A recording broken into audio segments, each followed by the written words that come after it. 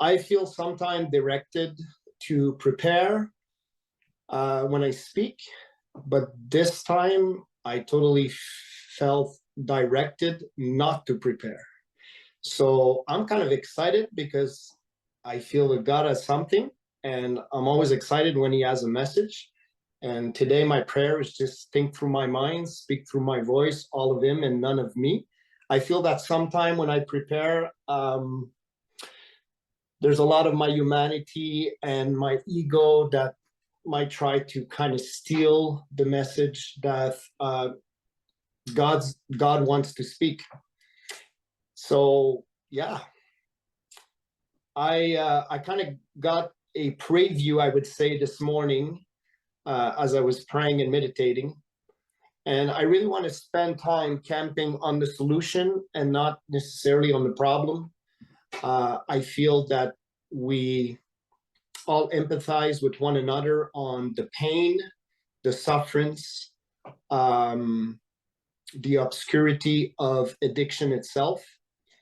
And so to make it kind of a long story short, I was raised in a Christian home, very religious and very, there was a lot of doctrine. It was called the Close-Brethren Assembly. So I used to be in church on Wednesday night and Fridays and, Sunday all day. And at a very young age, I was able to see that I was very different from other kids out there. I was just my upbringing and my education at home was very different. My parents, I have a loving mother and a loving father. We just celebrated their 50th marriage anniversary, and it was so beautiful. It was just so divine to see the love and the connection and the union that they have. But I felt that when my mom came to Christ, she went into like the fifth gear of overprotecting me from the obscurity and from all of the evil in the world. So we had like no TV at home, no radio, and it was just like really trying to just overprotected. And that actually created in me, as I stepped outside of the home, to create a persona very quickly, to be validated, to be accepted, to be similar to, the other kids out there, to fit in. And by the age of 14, then I met this beautiful girl, and my heart, I just felt in love. And understanding my upbringing, that was it. She was going to be she was going to be my wife, and I was going to get married, and I was in love over my head. And suddenly after 9 months, she came to me and everything was good. But she's like, yeah, I just don't love you anymore. And this is it. We're done. And for the first time in my life, my heart broke in like thousands of pieces. And I was like, what's that pain? Where does this come from? Because it was the first time in 14, 15 years that I came face to face with real pain and suffering. Like I wanted to die. Like I was so depressed. My dad was like, Nick, you're 15 years old. You're going to meet another girl. Like just chill out. All is good. And it was like, how can a God that loves me allow this feeling of pain? And it was crazy. And I made a covenant with myself that I would never, ever let myself fall in love again. That I would never let no one hurt me to the point of pain and suffering the way I suffered in regards to that relationship. And then I'm like, if this is God, then I'm going to be my own God. Like, I don't need, like, if you're going to allow this, then I don't need you. And I went like 180 degree and started hanging with the wrong crowds. And it went through, a life of, as we would say, kind of sex, drugs, and rock and roll. And it was completely opposite to the value of the home. It was completely opposite to my truth and my upbringing.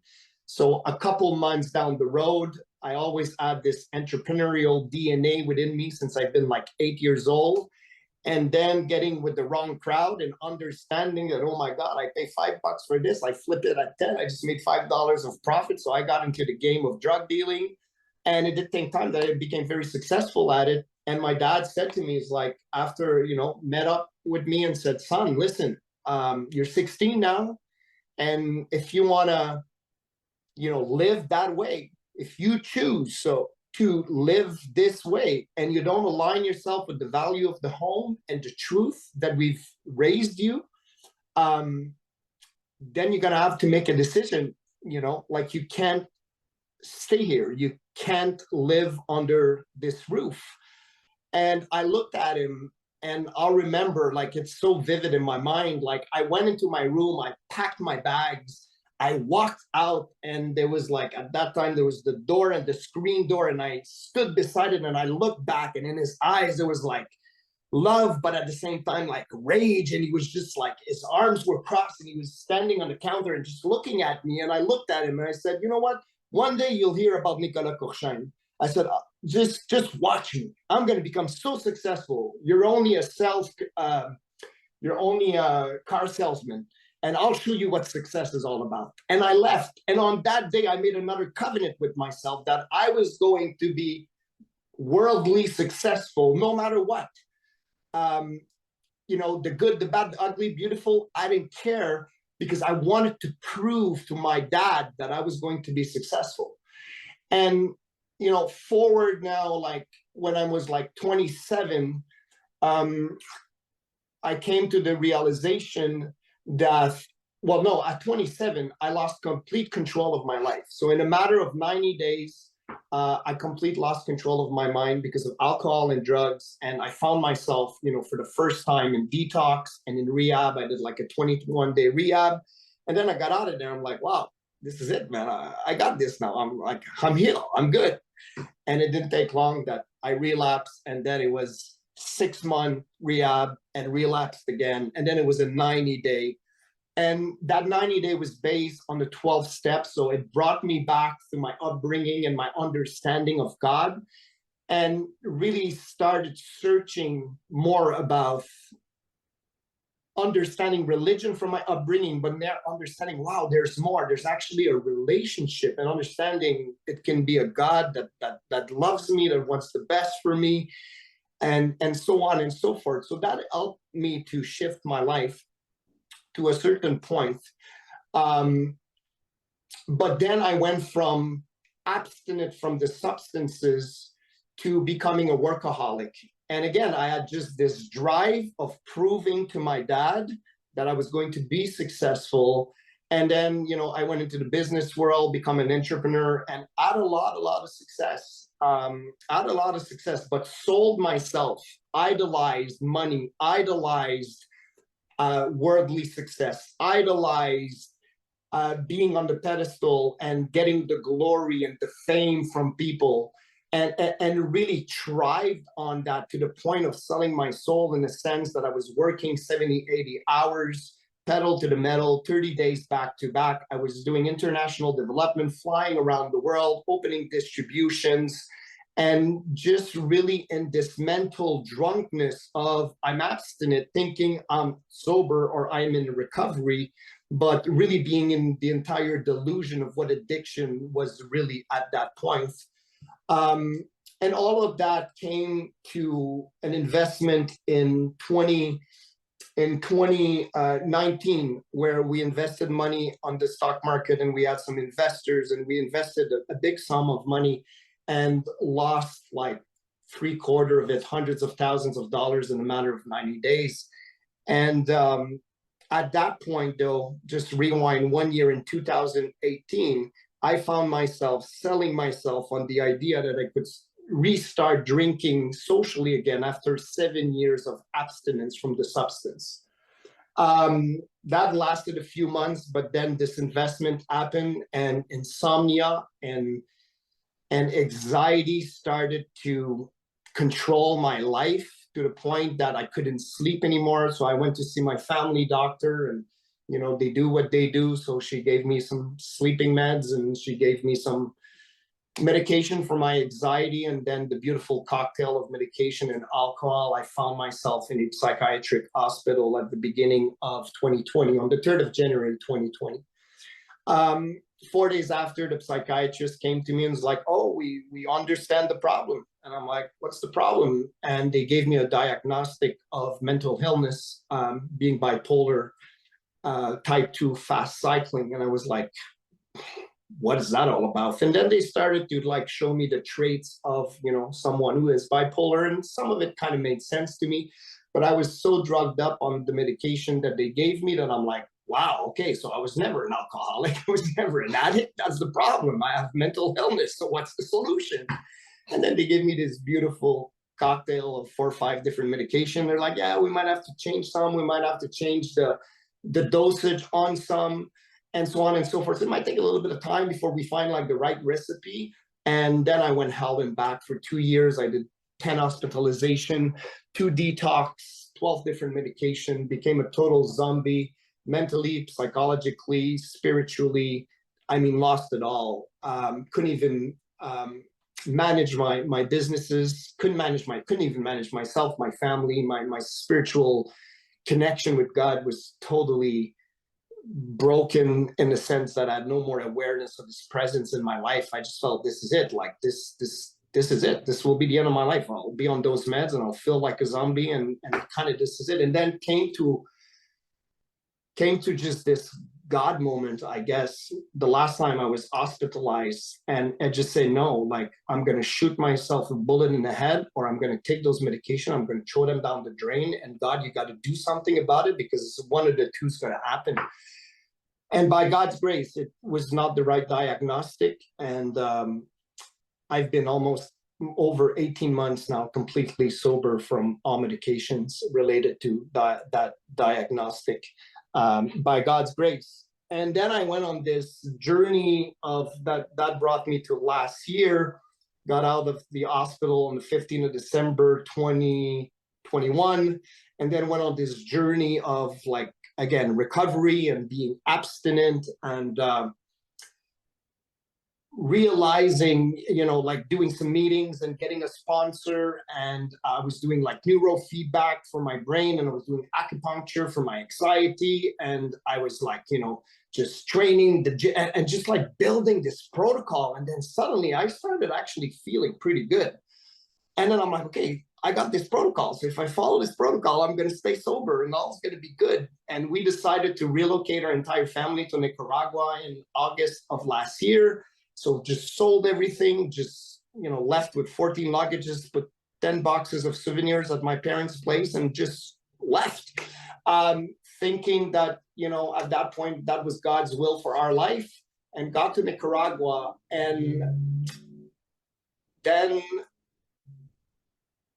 just went back into the patterns of getting back into businesses and projects and mental drunkenness, and got to a point where, again, I lost it and had a major relapse, out of a motorcycle accident. I was looking at like 3 years in jail in Nicaragua. By God's grace, the lawyer that was helping us with our residency, she was actually a friend of AA and had 15 years of sobriety. So when my wife called her, she showed up to the jail, and they were able to negotiate to deport me from the country. And I was like vomited back, like John would say, on the shores of Canada, on the 15th, at my birthday, actually, of this year.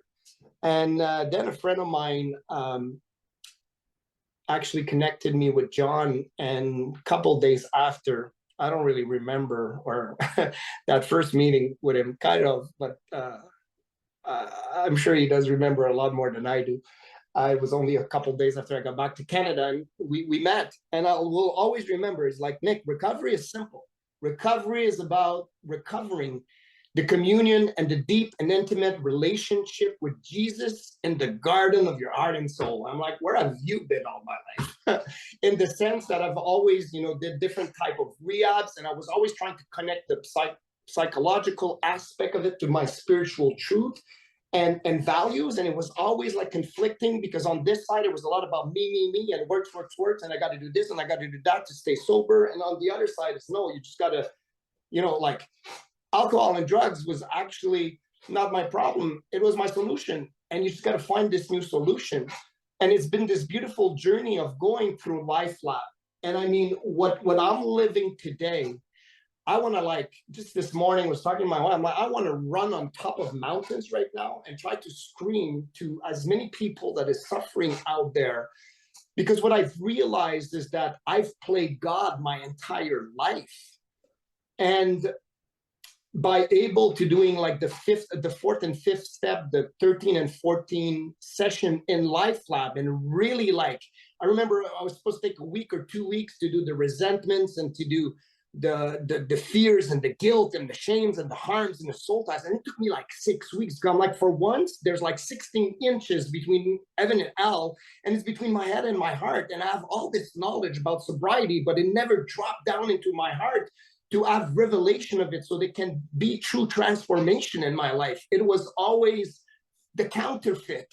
It was never the real deal. And now I'm like coming, and it was painful because John's like, I'll take you under my wing, but there's actually no work, no major projects, and no work, no major project, no work, no major projects, and no major decisions in your life for the next 4 months. And then I caught long-term COVID at the same time. So I actually learned that I can go to the gym and I can subdue a lot of my emotions, and I kind of push that and kind of not live myself in the gym or in what I'm really passionate about in regards to work. And now all of these like buoy was gone. And I'm like in the middle of the, and it's like, God's like, no, I want to meet you there. You and I, just you and I, for the next X amount of months. And it's been this journey. It was so painful. It's like sitting there and I was like, like, and calling John sometimes, like my mind was like just blown by just all these fears and everything. And I'm like, what's going on? This is just, it's just too much. And he's like, just give it time, Nick. It's all going to come down to like the roots, and all of it, you know, even came even more concise and more simple. It came to like the nucleus, I would say, of, for me, it was very simple what came out of LifeLab. First was the fear of God, this holy fear that I never had in my life. And then it was I wrote down in one of the resentment that pain, love equals pain, because of this covenant that I had made with myself at the age of 14 years old. And then when like, realized that that covenant, subconsciously, I would make sure to reject anytime I would fall into a love connection. I thought it was intimate at first, but then I realized, oh my God, it's with friendship, associates in business. Subconsciously, I'm going to self-sabotage and I'm going to reject you and I'm going to abandon you before you do. Oh yeah, I'm going to create so much freaking chaos. I'm going to relapse. I'm going to create so much chaos that you're just going to leave thinking you're rejecting me. No. I'm rejecting you before. You just don't know. I'm, just self-sabotaging and seeing this pattern over and over and over in my guy and going like, and then fears came down to like the fear of love and the fear of pain, and then being able to eradicate those blockages through LifeLab and just feel like, it's like I used to pray for God, I want more of your presence, but I realized one day, Holy Spirit, like, you can't get more of his presence, the fullness of God himself. I'm live in you, the power of creation and resurrection, the fullness of it all, the whole shebang is in you. But pray for more awareness of that presence and that love. And then I can say, for the first time in my life, I truly felt the awareness of God's love.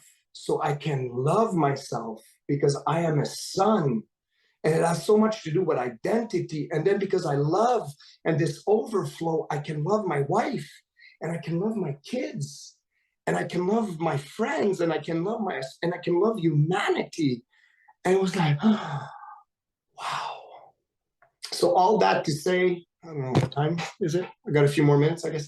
All that to say that I can see how I've been playing God, even in 2022 in my recovery, to the point that, okay, I got to do 4 meetings a week. I got to do my steps. I got to get a sponsor. I got to see a psychologist. I got to do acupuncture. And if I do, again, I'm just playing God.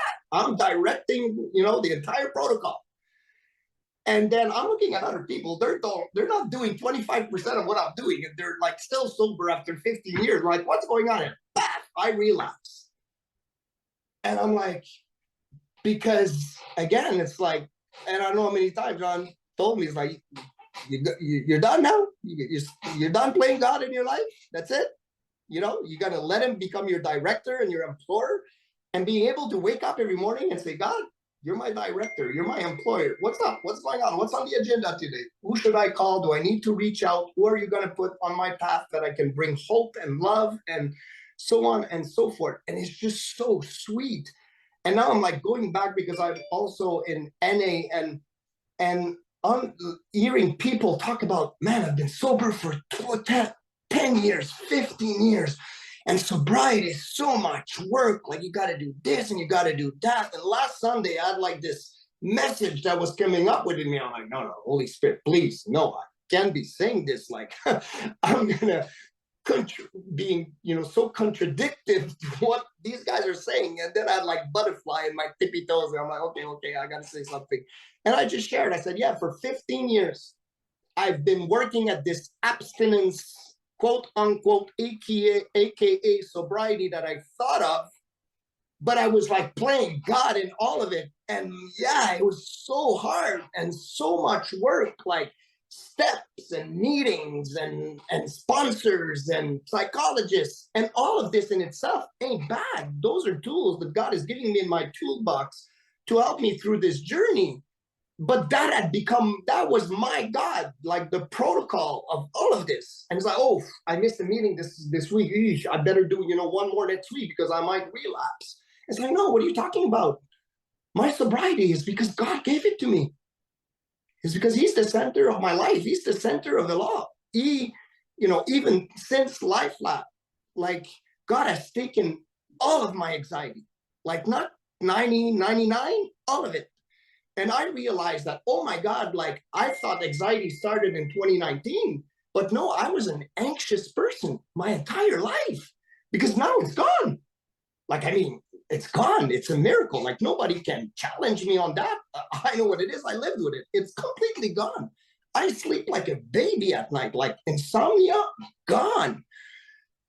And I'm like learning, about dropping into my heart and the revelation of truly surrendering. And even prayer, like even my devotion. I used to be God in my devotion. I got to get up. Okay, I'm going to meditate. I'm going to listen to 2 worship songs. I'm going to read a chapter. I'm going to write in my journal. Bam, bam, bam. And I can't, and it's like, no, like what are you doing? Like, and I wake up in the morning now and it's about, I used to pray in the morning, pray at night. And sometime in the day, if there was like something chaotic would happen, God help me.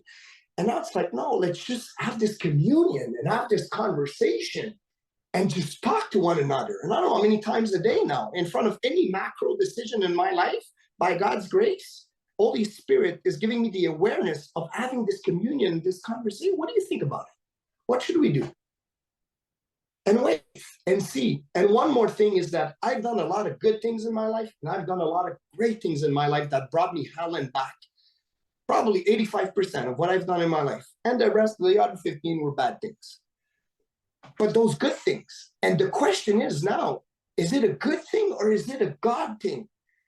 When I see a yellow light, I used to be the one that would press on the gas and just go. I never stopped at a yellow light. And now it's like I have this visual of red, yellow, and green. And when it's a yellow light, stop and wait and pray and speak to my inner circle and have some and wait. Like I'm like, God, like this is why I say this holy fear that came within me. Sometimes I feel I used to be, the person that would get things done and go. And now I'm like, whoa, no, like I don't want to step. I don't want to move. I don't want to make a decision unless I know for a fact, 100%, like, God, this is you. This is all you. This is not my own human desires. This is not my thoughts. This is not even my human. No, this is you. And that is your will for my life. Because I feel that's what I'm living, the sweetness of what I'm living right now, just being free and peaceful and in communion. Like, I don't care the projects, the money, the people, like, I don't care. Like, there's nothing of more value than just this communion, and just this this deep and intimate relationship with Jesus in the garden of my heart and soul.